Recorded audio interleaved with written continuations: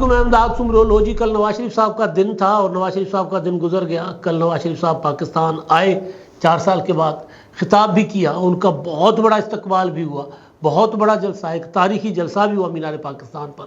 لیکن سب کی نظریں ان کے خطاب کے اوپر ہیں، کیونکہ ان کا خطاب جو تھا وہ میری نظر میں ایک وزیر اعظم کا خطاب تھا۔ ابھی انتخابات نہیں ہوئے، لیکن میاں صاحب نے ایک وزیر اعظم کے طور پر خطاب کیا، جس میں انہوں نے اسٹیبلشمنٹ کو بھی مخاطب کیا، شاعر کی زبانی اپنے جذبات کا بھی اظہار کیا، پھر اپنے مخالفین سے بھی انہوں نے بات کی، ان کو بھی ساتھ لے کر چلنے کی بات کی، اور ساتھ ساتھ عمران خان صاحب کا ذکر کیے بغیر اشارے کنائیوں میں کچھ تانے دیے اور کچھ شکایات کی، اور پھر یہ کہ عمران خان صاحب نے ملک کو تباہ و برباد کر دیا۔ شکایت سے زیادہ الزامات، بلکہ ذمہ دار قرار دیا عمران خان صاحب کو۔ تو نواز شریف صاحب کے خطاب کو ڈی کوڈ کرتے ہیں، کیا کیا انہوں نے باتیں کی ہیں، اور پھر نواز شریف صاحب کے اندر یہ اعتماد کیوں ہے کہ جیسے وہ وزیر اعظم بننے جا رہے ہیں، اس پر بات ہوگی۔ بات کرنے سے پہلے گزارش اپنے دیکھنے والوں سے، ان دیکھنے والوں سے جنہوں نے ابھی تک میرا چینل سبسکرائب نہیں کیا، برائے مہربانی چینل سبسکرائب کریں۔ ولاگز پسند آئیں تو لائک، کمنٹ اور شیئر بھی ضرور کریں۔ تو جناب، کل بڑا اجتماع تھا، تاریخی دن تھا مسلم لیگ نون کے لیے، نواز شریف صاحب کے لیے، ان کے خاندان کے لیے۔ مریم نواز صاحبہ تو آبدیدہ تھی، نواز شریف صاحب کا ہیلی کاپٹر دیکھ کر فضا میں تب بھی آبدیدہ ہوئیں۔ جب والد پہنچے اسٹیج پر تو گلے لگا کر دونوں بیٹی اور باپ دونوں آبدیدہ ہوئے، دونوں کی آنکھوں میں آنسو تھے، اور ظاہر ہے اس کا اظہار نواز شریف صاحب نے کیا بھی۔ کیوں آنسو تھے؟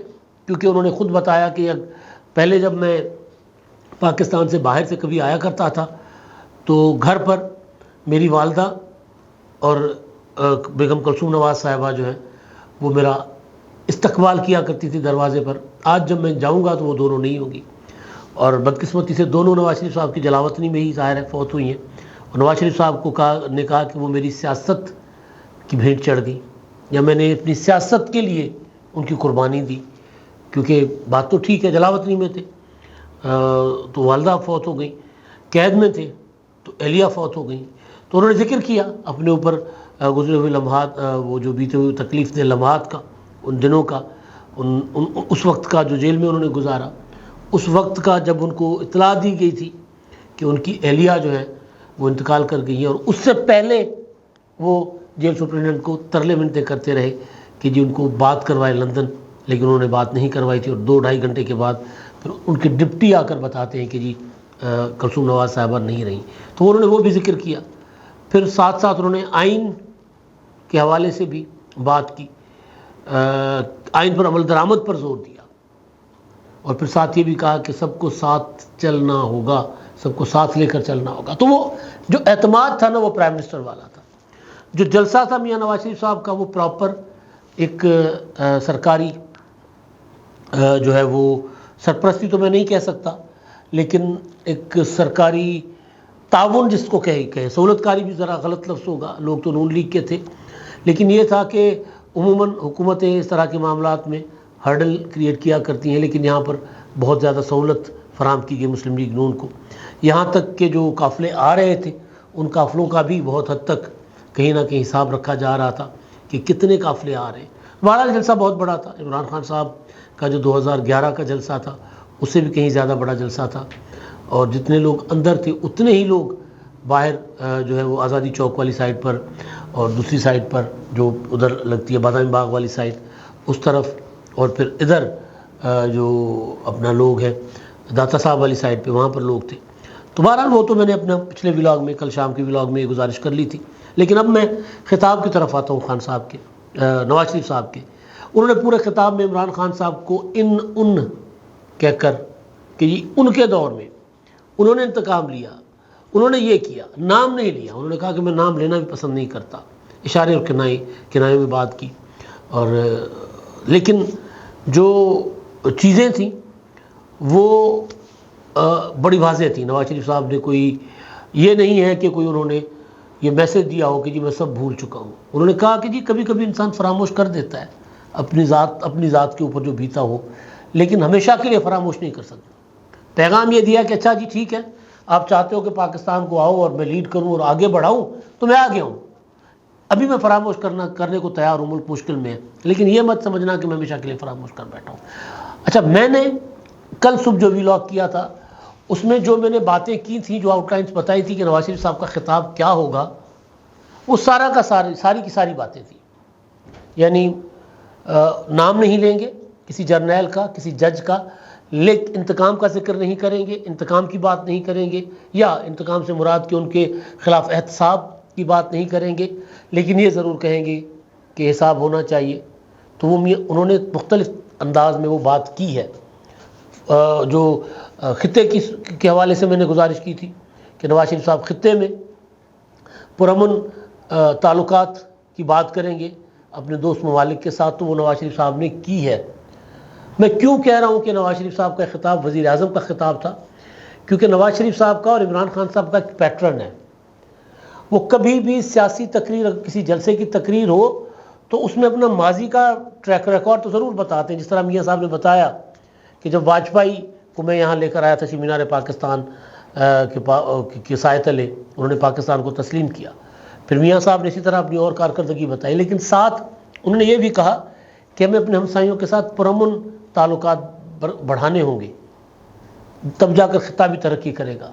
تو یہ جو تقریر کا یہ انداز تھا جو کل میاں صاحب نے کی ہے، یہ میاں نواز شریف صاحب کا بطور اپوزیشن یا بطور ایک سیاسی جلسے میں جو سیاسی قائد کی تقریر کرتے، وہ ان کا انداز نہیں تھا۔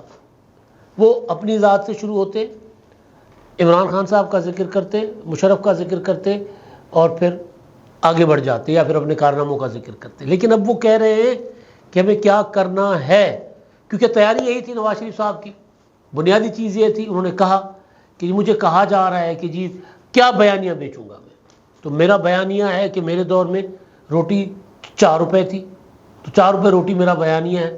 میرے دور میں ڈالر 104 روپے کا تھا، تو وہ میرا بیانیہ ہے۔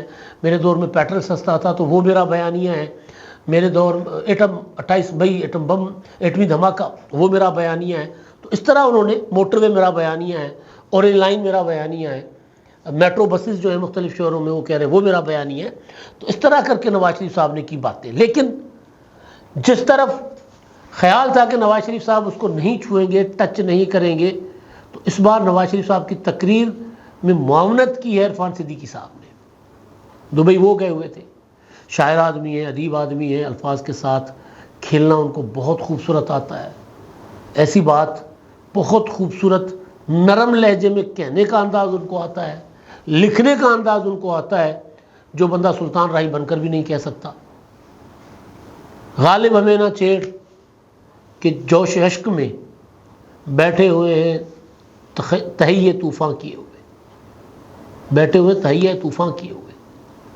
کہتے ہیں جی ہمارے آنسو بہیں گے، یہ نہیں ہو سکتا کہ ہمارے آنسو نہیں بہہ سکتے، ہمارے بھی آنسو بہہ سکتے ہیں، مگر ذہن میں رکھنا کہ اگر ہمارے آنسو بہہ نکلے تو پھر سیلاب آئے گا۔ یہ بڑا خوبصورت انداز میں نواز شریف صاحب نے ایک پیغام دیا اسٹیبلشمنٹ کو کہ نہیں روتے، چپ ہوتے ہیں تو یہ مطلب نہیں ہے کہ ہمیں چیخنا، چلانا، رونا اور رو کر طوفان برپا کرنا نہیں آتا، ہم کر سکتے ہیں۔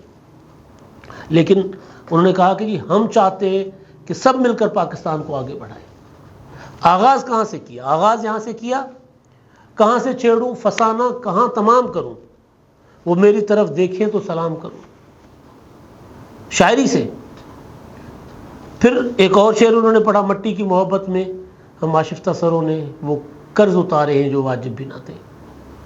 کہا کہ ہم نے ایسی ایسی قربانیاں دی ہیں جن کا جو ہمارے اوپر لازم نہیں تھی، ہم نے دی ہیں، اور واقعتاً ایسا ہے۔ پیپلز پارٹی اور مسلم لیگ نون، عوامی نیشنل پارٹی، JUI، ان کی لیڈرشپ نے جو قربانیاں دی ہیں اس وطن کے لیے، باقی تو ظاہر ہے فوج کا کام ہے دفاع کرنا، ان کی قربانیاں لازوال قربانیاں، شہداء، ان کے خاندان، عظیم لوگ۔ لیکن سیاستدان شہید ہونے کے لیے نہیں آتے۔ محترمہ بینظیر بھٹو شہید ہونے کے لیے وزیر اعظم نہیں بنی تھی، یا ذوالفقار علی بھٹو شہید نے شہید ہونے کے لیے آئین نہیں دیا تھا۔ نواز شریف صاحب نے جلاوطن ہونے کے لیے ایٹم بم نہیں بنایا تھا، نواز شریف صاحب نے جیل جانے کے لیے موٹر وے نہیں بنایا تھا، وہ تو عوام کی خدمت کر رہے تھے. ہاں ہم ان پر تنقید کر سکتے ہیں، گورنر کے معاملات پر ہم ان کے ساتھ ڈیبیٹ کر سکتے ہیں، ہم ان کے اوپر جو صحافی کا جو فرض ہوتا ہے وہ ہم ان کے اگینسٹ نبھا سکتے ہیں، نبھاتے رہے. لیکن یہ نہیں ہے کہ وہ اس لیے آئے حکومت میں کہ جو ان کو جیلوں میں ڈال دو، ان کو جلا وطن کر دو. کہا انہوں نے نواز شریف صاحب نے قوم کو، ذرا بتائیں نا آپ کہ وہ کون ہے جو مجھے ہر چند سال کے بعد اپنے پیاروں سے جدا کر دیتا ہے، عوام سے جدا کر دیتا ہے. ہاں مجمع کو اندازہ تھا کہ وہ کون ہے کا جواب نہیں دے گا مجمع. میرے ساتھ بیٹھے ہوئے ایک صاحب، میں نام نہیں لینا چاہ رہا، بہت نامور ادیب ہے، بہت معتبر ادیب ہے، بہت قابل احترام ادیب ہے، کالمسٹ ہے، بہت خوبصورت لکھتے ہیں. انہوں نے میرے سامنے وہ نام لے لیا تھا ہلکے سے آواز میں، لیکن مجمع میں سے کسی نے نہیں کہا تھا، کوئی نام نہیں لیا کہ وہ کون تھے.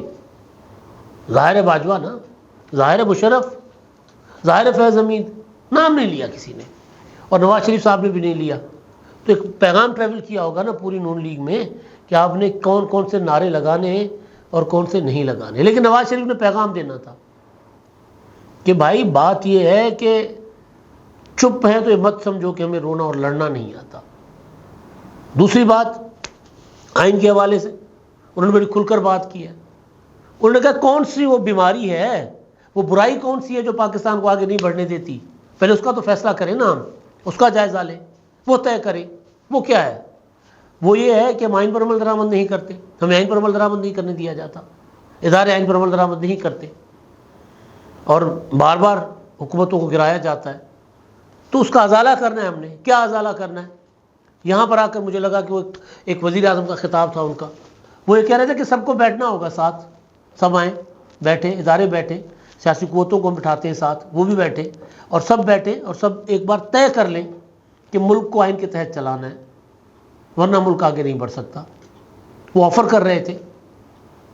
ان کی آفر کو میں یوں بھی لے سکتا ہوں کہ minus Imran Khan, P T I کو بھی آفر کر رہے ہیں، وہ ساری سیاسی قوتیں آئیں، بیٹھیں، ملک افہام و تفہیم کے ساتھ ملک کو چلایا جائے، دھرنے نہ ہوں، ترقی نہ رکے.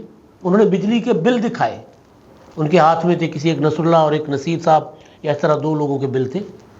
ایک کا بل جو 2017 میں 1300 تھا، آج وہ بل 8000 ہے، 15000 ہے. ایک بل 700 کا تھا تو آج 8000 کا تھا. تو نواز شریف صاحب نے بلوں کی کاپیاں پکڑ کر لائے تھے.